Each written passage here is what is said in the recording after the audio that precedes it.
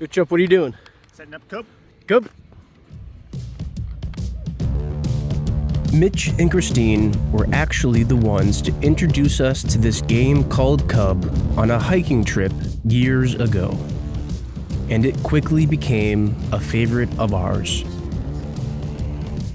To put it too simply, it's a game of throwing sticks at other sticks. You gotta be kidding me. It's the perfect combination of simplicity and activity for a birthday beach bash such as this one. Well, we scored 0 points, so we have to do a naked lap.